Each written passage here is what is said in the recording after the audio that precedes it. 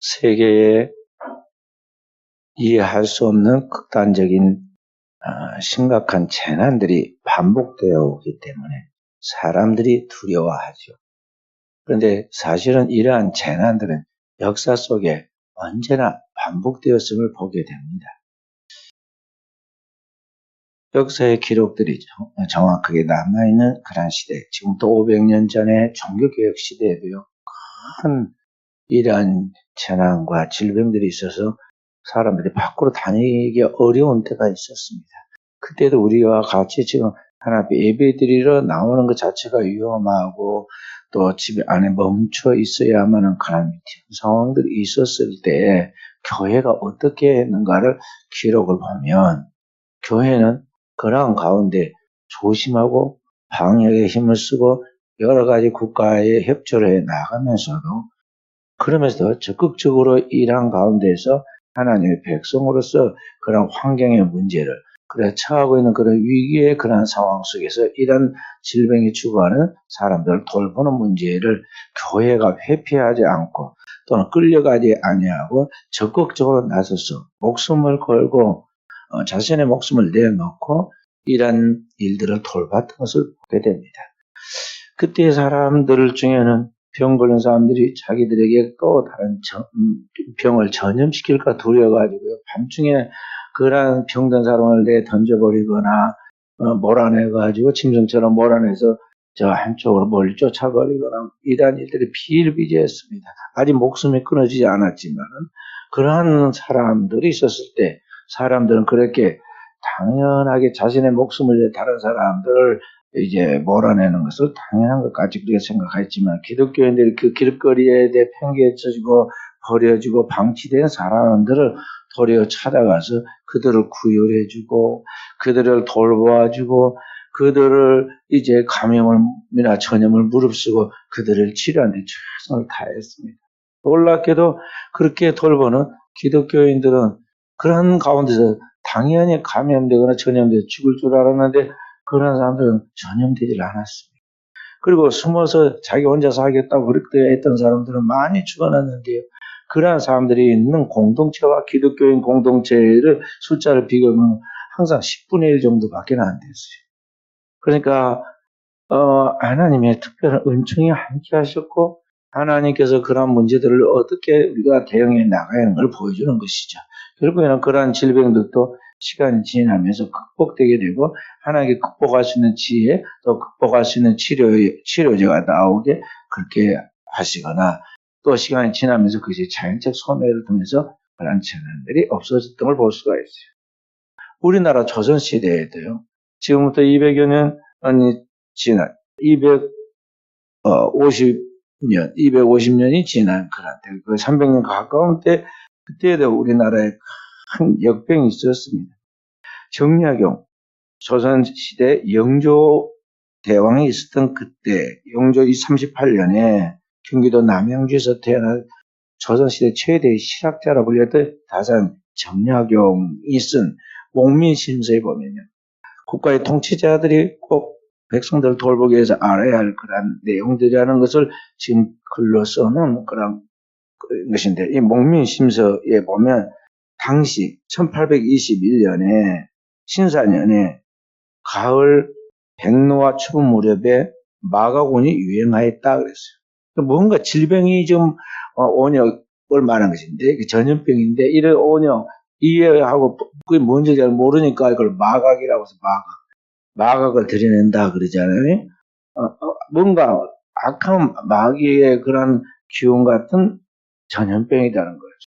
그럼 마가곤이 등장하는데 치료제가 없고 어떻게 할 방도가 없던 그러한 때에 얼마나 빠르게 유행하였던지 10일이 지나지 않아서 병이 발견된 10일 지나서 평양에서 죽은 자가 수만 명이고 서울 중부 오부에서 성중부 오부에서 죽은 자가 13만 명이 됐다고 그랬습니다. 그리고 안타까운 것은 치료제를 치료하는 방법을 알 수가 없었다는 거죠.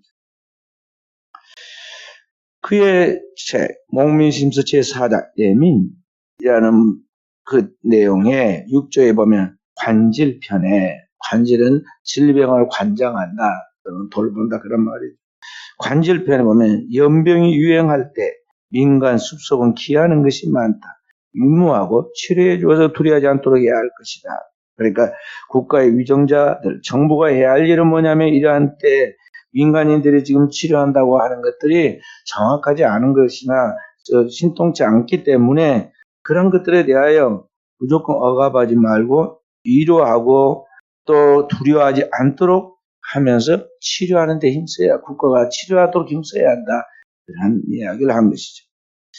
그렇게 하면서 나갔는데 결국 그 문제도 극복돼서 조선 시대에 다 죽지 않고 또 살게 되잖아요.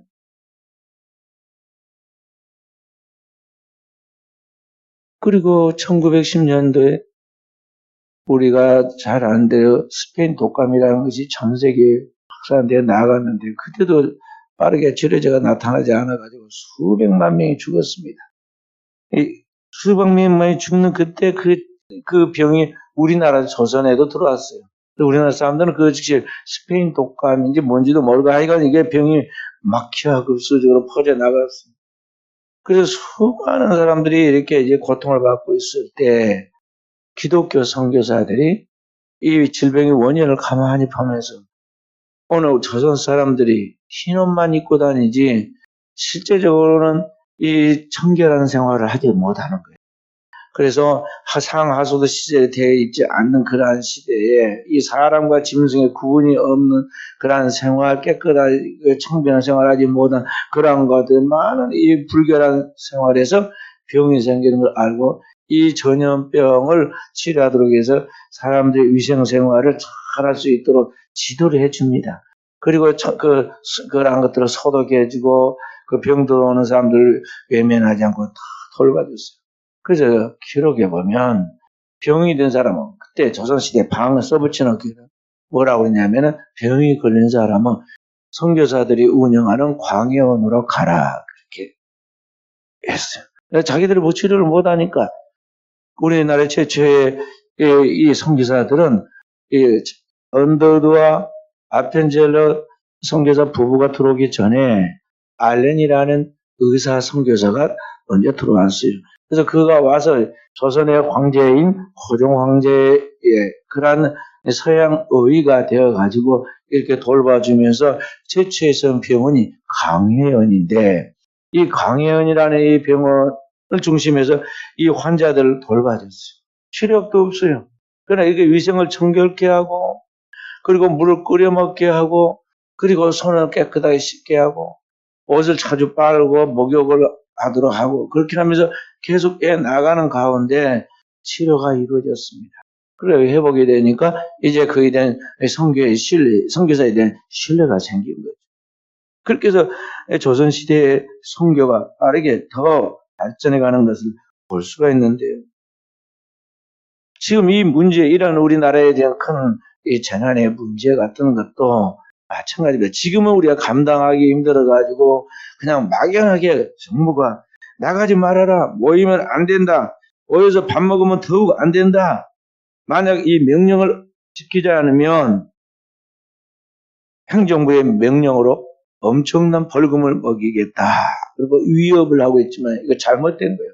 왜냐하면 이 시에서 정한 자기들이 정한 행정명령이라는 것은 그 위에 있는 상위 기관이 국가의 헌법이 있는데 헌법을 위반해가지고까지 할 수 있는 것은 아니에요.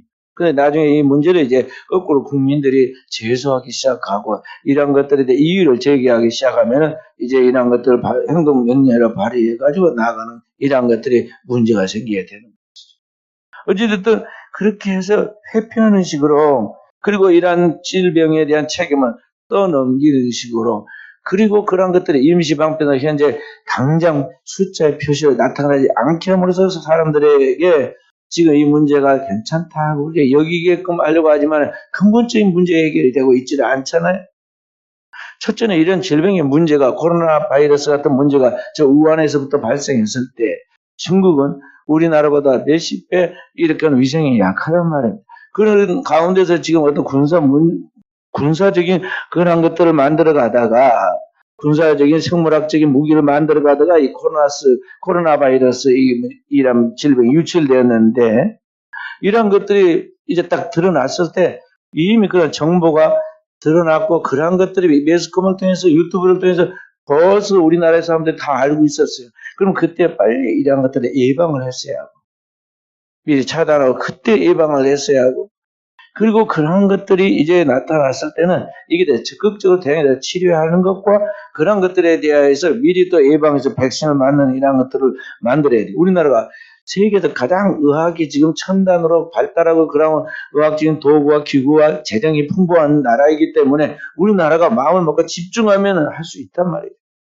근데 그런 것들이 전혀 하고 우선순위를 둬야 하는데 맨날 정부가 그 자신의 권력과 자신들의 정부의 정권을 유지해 가는데 거기에만 온통 심혈을 기울이고 거기다 시간과 정력을 다 낭비하면서 이 질병의 문제가 그냥 요행으로 적당히 옛날부터 지나갔으니까 지나가기를 바라고 시간을 끌고 있는 사이에 이런 문제들이 점점 커지고 숨어있는 것이 드러나게 됩니다.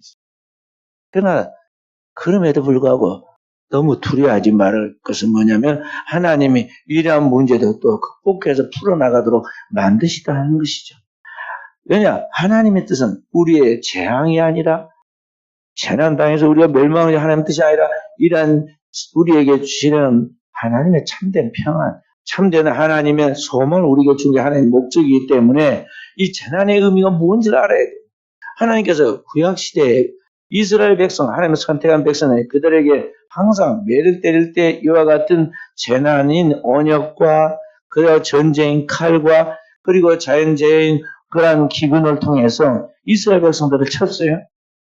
그리고 그 때린 목적은 뭐냐면 이스라엘 백성들 멸망시키고 재앙으로 죽게 하려는 것이 목적이 아니라 그들로 하여금 하나님과의 관계 속에서 하나님의 말씀에 불신하고 불순종한 그런 죄에 대하여 더 큰 멸망으로 달려가지 않도록 하기 위해서 하나님께서 그들을 정신 차리게 하고 깨닫고 회개하여 하나님의 말씀에 바로 서서 영원한 하나님의 축복을 누리도록 하기 위해서 일시적으로 하나님께서 그들을 쳤다 이 말이죠.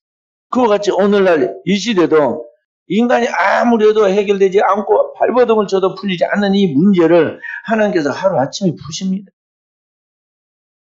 그 옛날 하나님이 애굽의 재앙으로 10번을 내려쳐가지고 이 애굽에 있는 바로 왕을 굴복시킬 때 하나님께서 이런 자연재해로 역사하셨습니다.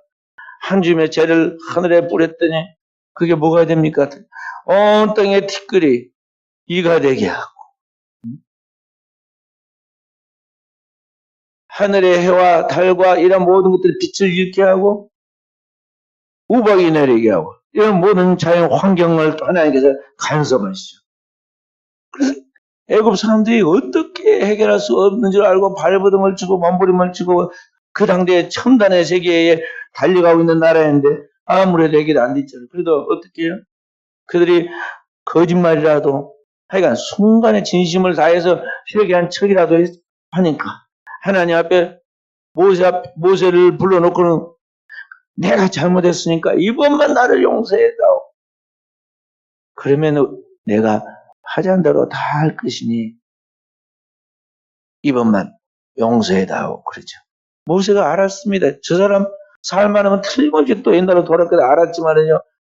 왕은 다시는 하나님을 속이지 말고 거짓말하지 마십시오. 그리고 나가서 딱 여호와께 손을 들었더니 그랬더니 메뚜기가 하루아침에 다 사라지고 이도 사라지고 먹구름 같은 어둠도 다 사라지고 그런 일들이 생기잖아요. 하나님이 치유하신다는 거죠.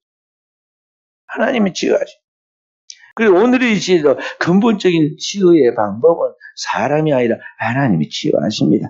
하나님이 인간을 통해서 우리에게 그를 치료할 수 있는 약을 발견하도록 하나님께서 지혜를 주시든지 아니면 그렇지 않으면 하나님이 이 자연 환경 속에서 이러한 것을 거둬가시든지 하나님이 일반 은총이 됐든 특별 은총이 됐든 우리 가운데 역사에서 이러한 위기를 벗어나게 한다는 것이죠. 중요한 건 뭐냐면 오늘 우리가 이 땅에 있는 백성들이 하나님께 돌아와야 한다는 거죠.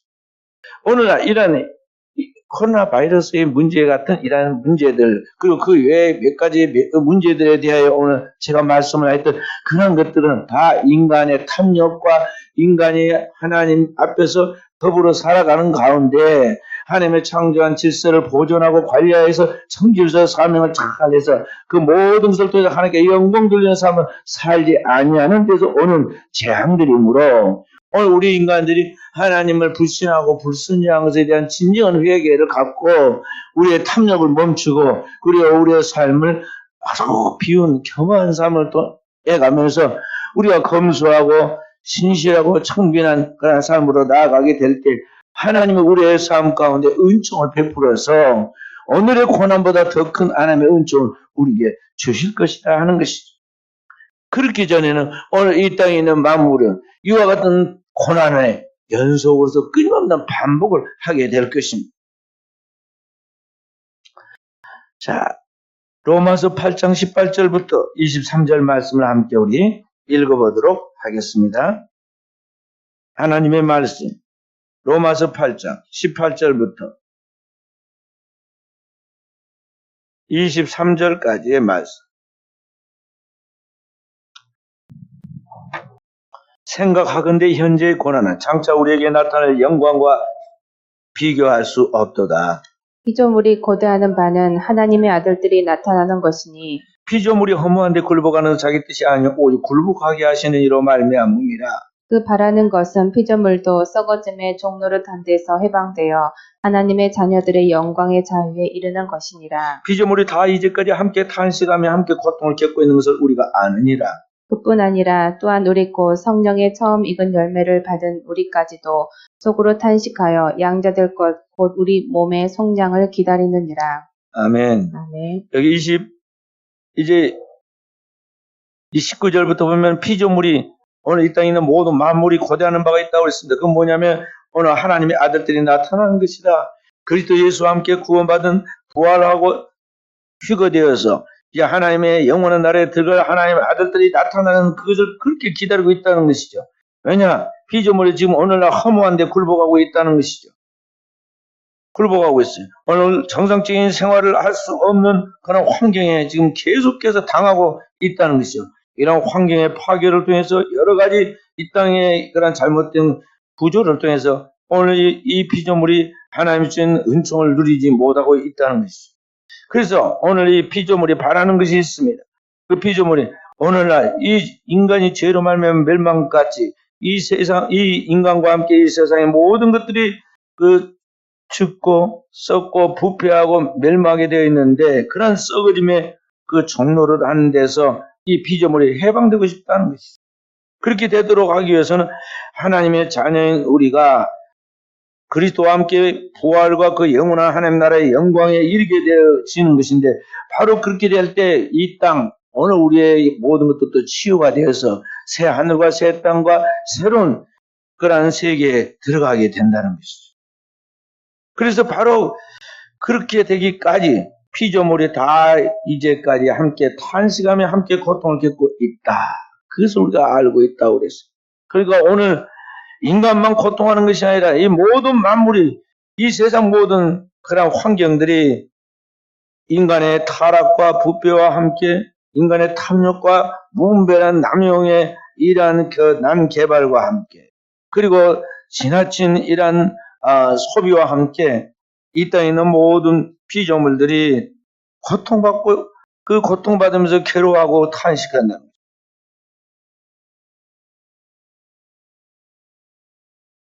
그리고 그 화목 그런 것만 그러느냐? 바로 하나님을 믿고 세상의 빛으로서 보냄을 받아 이 땅에 있는 모든 것들을 관리하도록 보냄을 받은 그리고 하나님의 나라의 확실한 약속을 받은 우리도 역시 이 땅에 살고 있기 때문에 함께 탄식하며 그 하나님 나라를 기다리고 있다는 것입니다. 그래서 오늘을 살아가는 우리는 이와 같은 하나님의 백성으로서 하나님이 우리에게 지금 완전한 하나님의 치유된 세계 하나님 나라를 바라보고 우리가 들어갈 새 하늘과 새 땅과 새 예루살렘을 바라보고 우리는 오늘을 살아가면서 이 땅에 살아가고 있는 영혼들 그리고 우리 자신들뿐만 아니라 우리의 다음 세대인 자손들에게까지 이 하나님이 주신 유일한 생명의 터전인 우리의 영혼의 집과 같은 오늘 이 땅, 이 지구를 잘 관리하고 관리하는 법을 본을 보이고 가르쳐서 우리가 살아가는 이 땅이 복되게 만들어야 한다는 것입니다. 할렐루야. 그게 하나님의 뜻이에요. 사람들은 그런 하나님의 깊은 섭리를 잘 모릅니다. 그렇기 때문에 이 땅의 주인이 인간인 줄 알고 성경 우리에게 땅은 여호와의 것이다 그렇게 말씀하는데 사람들은 내가 이 땅의 주인이며 이 땅의 주인공이다 그렇게 생각하고 이 땅을 지배할 뿐만 아니라 이 땅을 마구잡이로 파헤치고 파괴해서 자신들이 원하는 뭔가를 이루려고 하는데 그런 모든 것들을 자신의 생명과 자기의 다음 세대 후손들까지 파괴시키는 그런 재료가 되고 있다는 것이죠. 특히 이 지구가 그런 것들로 인해서 오염되고 환경이 파괴되고 그래서 이 세상에 그대로 지금 나가면요 완전히 이게 이제 최악의 상태로 갈 수밖에 없게 되었어요. 지금 엄청난 무기가 개발되고 있는데요. 코로나 바이러스를 무기로 잡지 못하잖아요. 핵무기를 터뜨려가지고 밖에서 저 날아오는 소행성 같은 게 하나 떨어뜨리면 핵무기 수백 개가 이제 쏟아진 것 같이 지구에 충격이 와서 인류의 새로운 그런 공멸이 올 수도 있는데 그런 것들이 올 때 어떻게 소행성을 없앨까 또 방향을 바꿀까에 대해서 많은 과학자들이 연구해서 핵무기로 쏘아서 그걸 오기 전에 폭파시킬까 별 생각들을 다 합니다.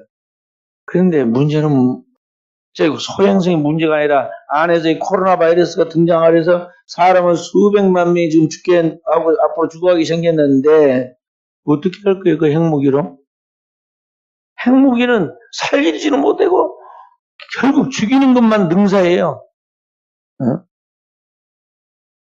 일본의 그 탐욕과 전쟁의 야욕들을 분쇄시킨 데는 딱 이 무기, 핵무기 두 방으로 끝났어요. 저기 앞에 있는 여기 이 지금 스피커 두 개 양쪽에 요것만은 15kg니까요. 15kg 리틀보이라는 조그만 이 핵무기 이 조그만 폭탄이었어요. 이 두 개를 하나는 히로시마에, 하나는 나카사키에 일본 군수물자 있는 것이다 탁 떴더니까 이게 직경 30km에 있는 모든 도시의 사람과 생명체는 다 제가 되고 말았어요. 그랬더니 수십 년 동안 전 세계를 지배하고 패권의 주인공이 되고 싶어서 그렇게 노력을 했던 일본이요. 아침에 두 손을 번쩍 들고 일본의 신이라고 불렸던 하늘에서 내려온 하늘의 황제라고 불렸던 이 일본의 왕이 벌벌 떨고 말이죠. 일본 황제가 저기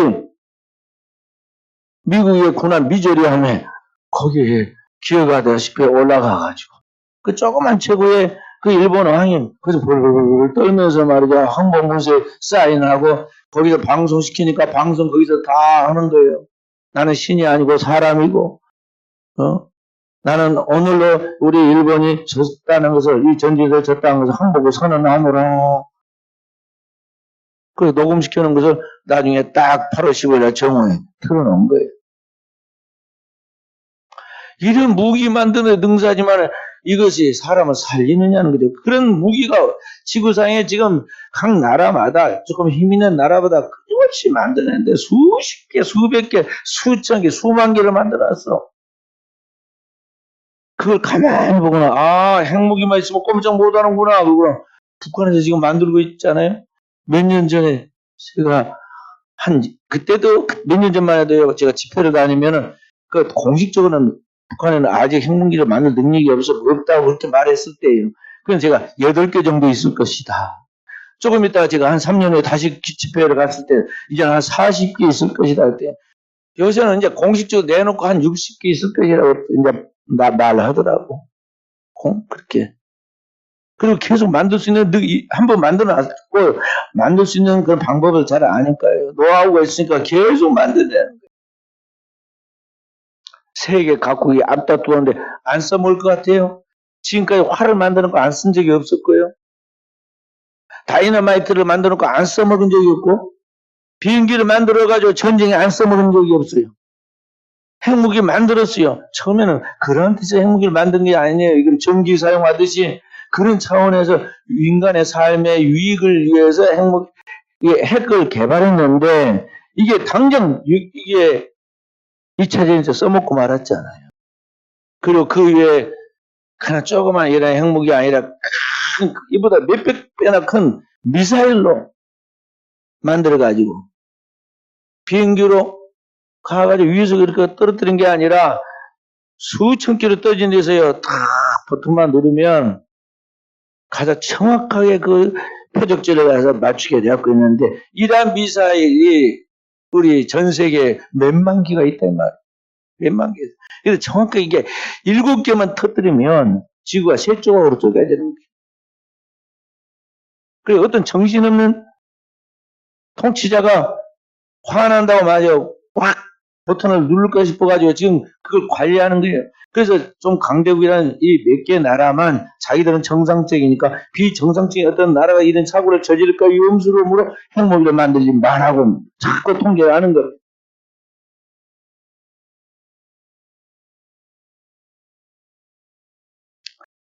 자, 그러나 인류는 어찌됐든 이 종말을 향하여 달려가고 있고, 결국 인간은 그 악한 취약성과 그러한 하나님 앞에 진정한 우리의 죄악됨을 회개하는 가운데서 회복되는 은혜가 없으면 결국에는 이 지구와 함께 멸망하게 될 것이라는 거죠.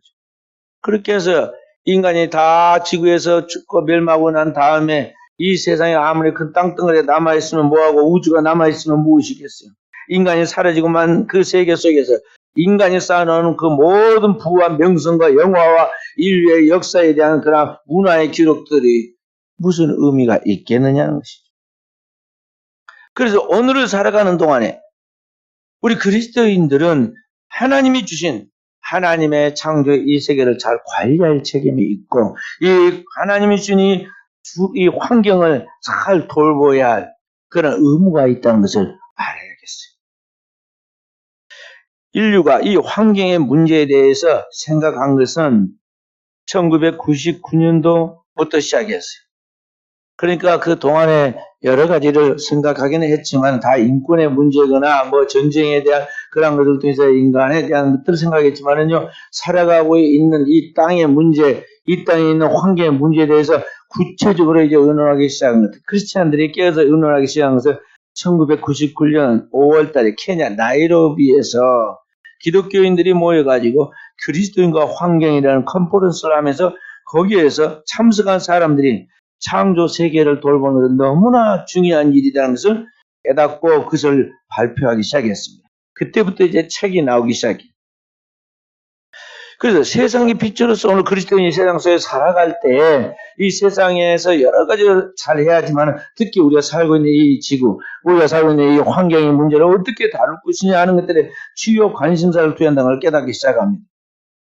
그래서 이 환경에 대하여 전 지구적인 지속 가능한 개발에 전념해야 한다고 생각하고, 이 환경의 문제들을 다루는 중요한 그런 기구를 만들기 시작해요. NGO 같은 그런 기구를 발족시킵니다. 유명한 티펀드라는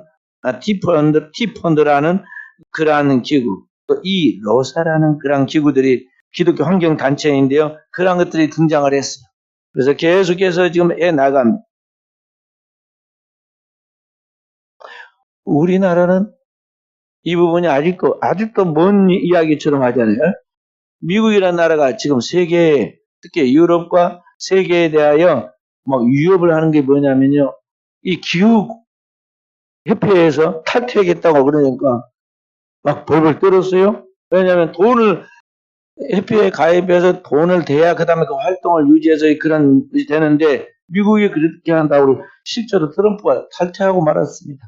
그러니까 새로운 대통령이 되는 이 바이든은 첫 번째 공약으로 기후 세계 딱 당선돼서 이제 대통령이 되는 첫 번째로 해야 할 것은 뭐냐, 기후 그 협회에 가입해서 다시 복귀에 들어가기 딱 그렇게 이야기했어요. 그러니까 전 세계에 있는 사람들이 훌륭한 지도자라고 지금 박수하지 않나요? 우리나라는 이제 뭐 하고 있나요? 뭔지는 모르지만 그게 좋아 보이니까 말이야. 우리나라가 탄소 제로로, 아까 이산화탄소 말이야. 탄소 제로로 만든다고 그러고. 그래서 예를 들어서 이거 옛날에 경유차 많이 쓰라고 그러는데 지금 경유차 끌고는 지금 몇 년 지난 경유처는 저기 수도권에 뭐 가면 안 된다 하고 지금 다 딱지가 날아오고 지금 문자가 날아옵니다. 자, 그래서 오늘 우리 그리스도인으로서 저와 우리 사랑하는 성도들은 이런 문제에 대해서 국가가 뭘 하니까 또는 누가 이렇게 하니까가 아니라 우리의 삶 속에서 우리에게 주어진 이 환경의 소중함을 우리가 알고 이게 하나님의 창조한 세계에 우리가 소중하듯이 이 땅에 있는 모든 만물이 다 귀하고 소중하다는 걸 알고 이런 것들을 어떻게 관리하고 어떻게 소중하게 다루어 나갈 것인가를 우리가 생각하면서 이 선한 일에 앞장서야 하고 그러한 일에 우리가 본을 보여야 하고 또 우리가 그러한 일들의 경제적 구원을 해서 이런 것들에 대하여 하나님께 영광 돌리는 삶을 살아가도록 해야겠어. 이것이 하나님이 우리에게 주신 하나님의 소유인 이 땅을 우리가 잘 관리하는 청지기의 삶인 것이죠. 오늘 이러한 문제의 근본적인 치유는 하나님이 하시죠. 그래서 그 근본적인 치유가 무엇입니까? 이런 모든 문제, 인간의 근본적인 이 죄의 문제에서부터 이런 환경의 문제까지 그런 모든 문제를 다 뭉뚱그려가지고 그 문제를 해결하기 위하여 이 세상에 있는 문제를 다 짊어지신 분이 누구냐? 하나님 그분 자신이신 예수 그리스도예요. 하나님이 말씀이 육신이 되어 우리 가운데 오신 그 영원한 말씀이 바로 하나님의 아들 예수 그리스도이고 예수 그리스도께서 우리의 죄를 짊어질 때 우리의 죄와 함께 그의 허물을 그리고 우리 인간들의 모든 탐욕과 그 저주와 재앙들을 다 짊어지셨습니다. 그래서 그리스도 예수께서 오늘 우리의 모든 문제를 치유하여 회복시킨 그 가운데는 우리의 환경의 문제도 하나님께서 완전하게 회복되도록 역사하셨다 하는 것이죠.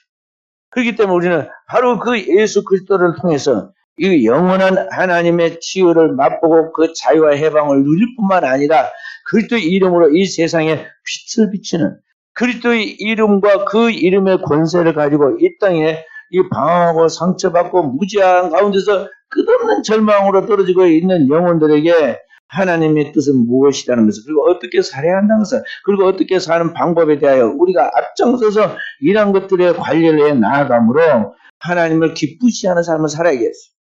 그리고 근본적 치유는 이제 주님이 이루십니다. 어떻게 이루시느냐? 첫 번째 이 세상에 대해서는 하나님의 구속의 뜻이 완성되면 이제 버리십니다. 이제 하나님께서 이 모든 것을 다 곡식을 다 거두고 그 모든 쭉정이를 불사르지 이 세상을 첫 번째 세상을 이제 버리실 거예요. 다 불사를 거예요. 그때까지 우리가 살면 안 돼요. 이제 주님이 다시 재림에 오시는데 일곱째 나팔에 새 하늘과 새 땅과 새 예루살렘을 딱 배경으로 주님이 이제 내려오십니다.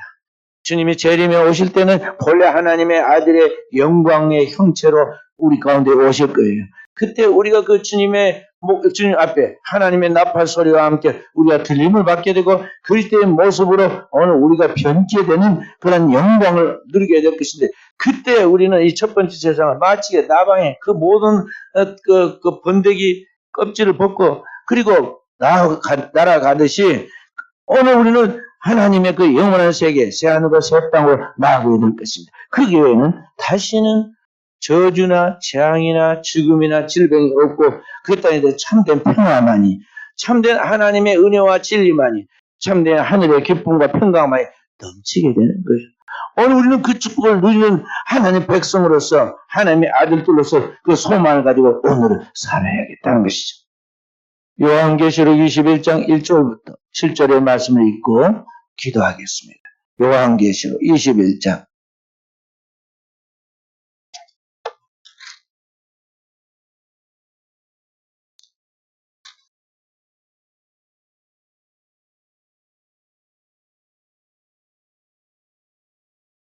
1절부터 5절까지만 보십시다.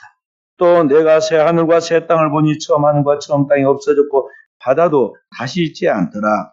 또 내가 보매 거룩한 성 새 예루살렘이 하나님께로부터 하늘에서 내려오니 그 준비한 것이 신부가 남편을 위하여 단장한 것 같더라. 내가 들으니 보좌에서 큰 음성이 나서 이르되 보라 하나님의 장막이 사람들과 함께 있으며 하나님이 그들과 함께 계시리니 그들은 하나님의 백성이 되고 하나님은 친히 그들과 함께 계셔서 모든 눈물을 그 눈에서 닦아주시니 다시는 사망이 없고 애통하는 것이나 곡하는 것이나 아픈 것이 다시 있지 아니하리니 처음 것들이 다 지나갔음이러라. 함께 보좌에 앉으시니가 이르시되 보라 내가 만물을 새롭게 하노라 하시고 또 이르시되 이 말을 신실하고 참되니 기록하라 하시고 아멘. 다시는 사망이 없고 애통하는 것이나 곡하는 것이나 아픈 것이 다시 있지 아니하리니 처음 것들이 첫 번째 세상에 있는 모든 그 있었던 것들 첫 번째 것들이 다 그거 아니에요? 아픔, 눈물, 질병 그리고 사망 그런 것들이 다 지나갔다. 그리고 하나님께서 새하늘과 새 땅과 새 예루살렘과 함께 모든 만물을 새롭게 하신다. 이것은 반드시 하나님의 말씀이 그대로 이루어진다. 신실하게 하나님의 말씀이 이루어진다고 말씀하죠. 바로 이런 하나님의 나라에 확실한 소망을 가지고 우리가 그 이름이 생명책에 기록된 하나님의 자녀로서 오늘을 하나님의 백성의 권세를 가지고 담대하게 살아가도록 해야겠습니다.